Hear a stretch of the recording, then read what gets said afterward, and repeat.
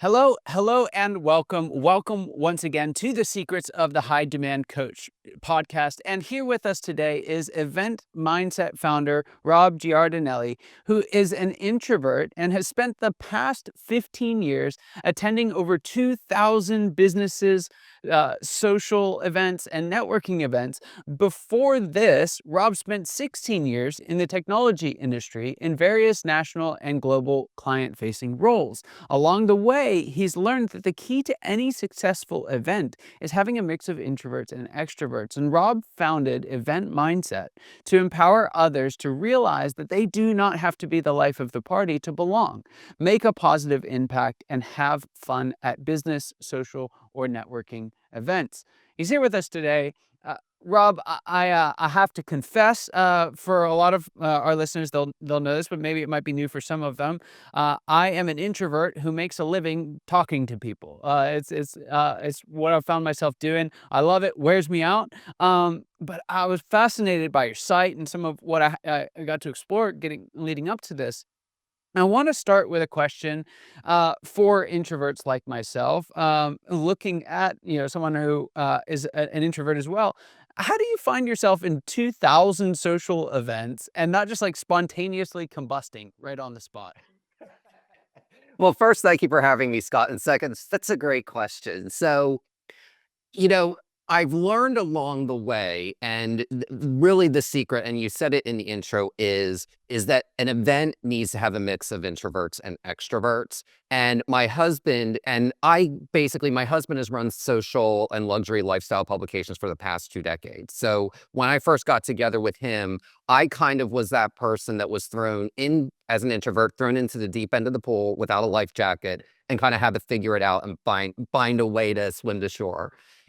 And what I realized very quickly on, I would say within 2 months of starting to go to events, so maybe like 20 or 30 events in, I realized that as an introvert, my power was my power of actually not talking. Wow. And that power is that if you ask questions, people will respond, and people love to talk about themselves. I am amazed. I am amazed at what people will share with me whether they've known me for 5 minutes, 5 months, or 5 years. It is just amazing what people will share if you ask questions and act engaged. Yeah, I love that. What are some because social anxiety, I mean, it can be almost crippling. I know it's something that I've actually struggled with quite a bit. And what would you say, in working with others, are some of the stories that we tend to tell ourselves when we're feeling that anxiety?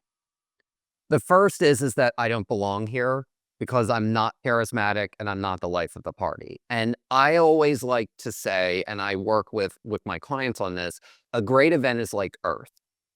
And in Earth, you need the right amount of oxygen in a space for everyone to thrive and survive.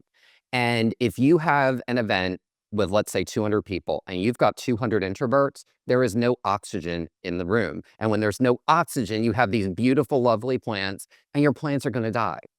And if you have 200 extroverts in a room, there is too much oxygen in a room. And everyone knows what happens when you put too much oxygen in a confined space. It winds up becoming a Real Housewives episode real fast because you're going to get a confrontation, you're going to get an argument, you're going to get those things. And what you really want to do is have a mix of both. So check that social anxiety at the door. The extroverts need someone to talk to. Because if everyone's an extrovert, they wind up talking. I find that they'll wind up talking over each other. I find that most of the people if I know certain people don't like one another, and just because I've been doing what I've been doing for a long time, I know who does and who doesn't like each other. And I get that most people don't have that much advanced knowledge. But usually it will be two alphas just don't mesh well together, or two betas will feel like they just one of them accidentally offended the other and people wind up feuding. So that difference in energy actually is really helpful. And the thing is that an extrovert usually will share lots of information, lots of valuable information in lots of ways. And especially for founders, because I know that, I read a study somewhere like 70% of CEOs are introverts. And with founders, it's probably even a little bit of a higher rate. Wow. And, you know, it is okay to ask and gather information, especially at an industry event, because that's really your power, is you're going to get more information than other people who are extroverts. Because extroverts are great, but they're not great information gatherers. They're great information tellers. They're great storytellers. Right. It's a very different thing. So when you're struggling with social anxiety, just remember your power is your questions. Yeah. And I really want to kind of reinforce that because there's, I think, a lot of times a pressure, especially when extroverts are teaching how to deal with some of this, to just be more of an extrovert, as if being an extrovert is a more valid or noble way of life. Is that correct? Do we need to be more like extroverts, or is there a way to be a less socially anxious introvert? Again, the way to be less socially anxious, like I said, is really to just be present, act like you want to be there, and ask engaging questions. If you act engaged and act interested, people will immediately think that you are more interesting just by being interested. And I'm glad you brought up the whole, do you have to be an extrovert and is that the thing? And I actually work with quite a few organizations where we actually look at the entire organization, everyone within their group. And I don't like using the word team per se, because team is kind of you're fixed in a role in a slot. And unfortunately, not unfortunately, events don't work that way. Things are very fluid and things just can change on a dime. So and what often happens, and this, I've actually seen this in instances where it actually lowers team morale, because what will happen is that the leader of an organization will automatically send the most charismatic extrovert to something.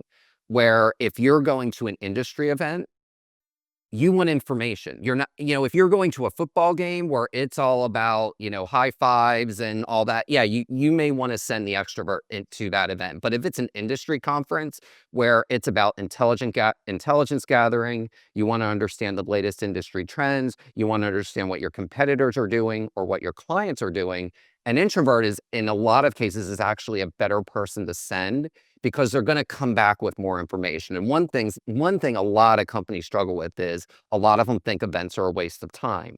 And part of that is because of the way that they look at them. They're looking at them as a chore to check off a box, as opposed to an opportunity where you can gather information. Yes, you can grow your sales and yes, you can get more clients, but it's the information that you have to go get more clients is just as valuable. Right. Right. You kind of brought up this concept of leadership and being strategic with it inside of a decision making environment. You got a group of people need to make decisions together or debating issues. What's the role of a leader in kind of orchestrating a team of extroverts and introverts?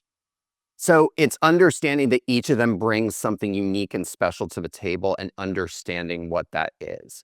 And often and I've done this with a few clients, is if they've got the opportunity to send two people to something or the opportunity to come up with something, I'll say, have an introvert and an extrovert go, because that way they can kind of bounce off each other and the energy balances. And like, I'll use myself as an example for this. I think one of the reasons that my husband and I get invited to so many things is because he is the textbook extrovert and I am the textbook introvert. And because we have those different energies, people don't feel threatened, because if we were both introverts, we'd be that boring couple in the corner. If we were both extroverts, we probably take attention away from the event host, or if you're at an industry conference, the vendor host.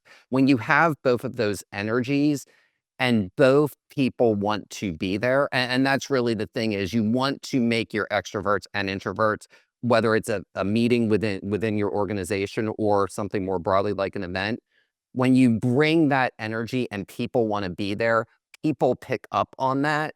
And if you're an introvert who looks like you want to be there, people will actually come up to you and actually start talking to you if you have that presence that you want to be there, as opposed to just the anxiety and tucking away in a corner. Right, right. So let's kind of go back to introvert. They're in now. They've decided they're going to go to an event. They get there and they realize I have no idea. It's like a Ricky Bobby moment. I got no idea to do with my hands. Like I don't even know how to start. Like, how do you? What are some tips you'd give for how to start a conversation well? So this is what I recommend, especially for really, if you go to an event where, even if you're an extrovert, if you go to an event where you don't know anybody or you don't think you'll know anybody, I basically have a 3-step process that I guide people through. The first is when you arrive, and I do this in every room I walk in, I scan the room and I scan for where are all the bars? Where are the event activations? Where's the event photographer? Where are the restrooms? And yes, where is the corner? Where is the quiet corner of the room? Because even in a packed room, there is always a quiet space. I don't know how or why people tend to avoid a certain space that if you want to recharge, you can. And I had mentioned, scanning the bars. So what I recommend people do, especially if they're introverts, is let's say you see 5 bars. Go to the bar with the longest line. Stand in that line. Talk to the person in front of you or the person behind you. And in fact, at one of the events I went to this past weekend, I did that. So I talked to the person in front of me, and it wasn't right when I got there, but I was like, I was like, you know what? I'm just going to chat with this person and just see where it leads me. And introduced myself. They introduced themselves. I live in Austin, and I was actually up in Dallas, and we were chatting. And in the 2-minute conversation, we had a mutual friend in common that we'd both known for 20 years, but had never met one another. And it came up just very organically. I said, I'm from Austin, and, I'm writing an event, about this event that I'm here for. And because of that, they were like, okay, this person's on the scene. They may know my friend who's a restaurant owner. So they asked, and I did. I went to their shower. He went to their wedding. And it was just, but yet we had never met one another. So Yeah. you never know where it's going to take you. And I always tell founders and really anyone in a business context, the goal of that first conversation when you're in that line with that person is not about getting a business card or getting a meeting. It's about getting yourself comfortable. And the fact is that person that I talked to this weekend, I didn't get their contact information. And I will say I've probably done that 8 or 900 times, probably at least over the years. And I've maybe gotten 2 business cards out of it. That's not really the goal. It's about making yourself comfortable so that you can have that next conversation with that confidence and that I want to be here energy that people, that people are naturally drawn to, whether or not you're an extrovert or an introvert. Right. Fast forwarding through, had a great conversation. Maybe you've got a real talker. They want to keep it going. It's time to move on. How do you end a conversation well? So there's a lot of different ways to do this. And what I always like to say is if you're in a room with 200 people, you should really never be talking to anybody longer than 5 or 10 minutes. And, it is very appropriate, especially if you're a founder in a business setting, to be, you know what? I know that this is an event and we both got lots of people we want to chat with. That's great. But if you want to follow up, I never say, can I get your information? I say, can we exchange? Because when you say, can we exchange, it immediately becomes two-way. Because if I can get yours, that's one-sided and people will naturally seize up. But if it's, can we exchange? I just found that people have gotten a lot further when they just go from I and you to we. It makes it more collective and it makes it more engaging for both sides. I love that. I love that. Uh, Rob, there's a question I like to ask all my guests. I'm going to fire it your way here as well. What would you say is the biggest secret that you wish wasn't a secret at all? What's that one thing you wish everybody watching or listening today knew? I wish I wish everyone truly believed that there is a place for them at an event. You are invited there for a reason. Going to an event is a privilege, and event guest lists are selective and they change. So if you were invited or asked to be there, there is a reason for it. And stand in your confidence with that, not, oh my God, why am I invited to this? You're there for a specific reason. And I found, with some of the top, I had the good fortune of being at events hosted by some of the top, entertainers in the world. I know I'm there because I'm an introvert. And I own that, and it's okay because they know that I will talk to other people. I will allow them to be the center of attention, but I will also get lots of information that I can go and share or keep to myself, depending on how sensitive it is, and building that trust and rapport with others. Yeah. Excellent. Excellent. There's some folks listening and they've just loved what they heard. They'd love to have you come and talk with their team or even do some coaching with them one on one. What are some ways that they can reach out, find more about you and the work that you do? So you can go visit my website, eventmindset.com.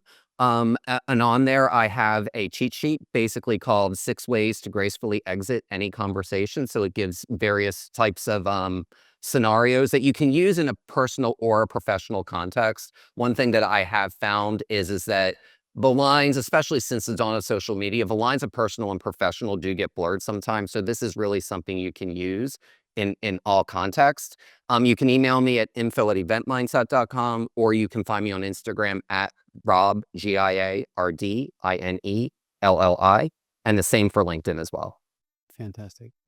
Rob, thanks so much for being on the show. Loved this conversation, what you're doing to help folks, and building better events with more engaging conversations. Thanks for being here. Really appreciate it. And for those of you watching and listening, you know that your time and attention mean the world to us. I hope you got as much out of this conversation as I know I did, and I cannot wait to see you next time. Take care.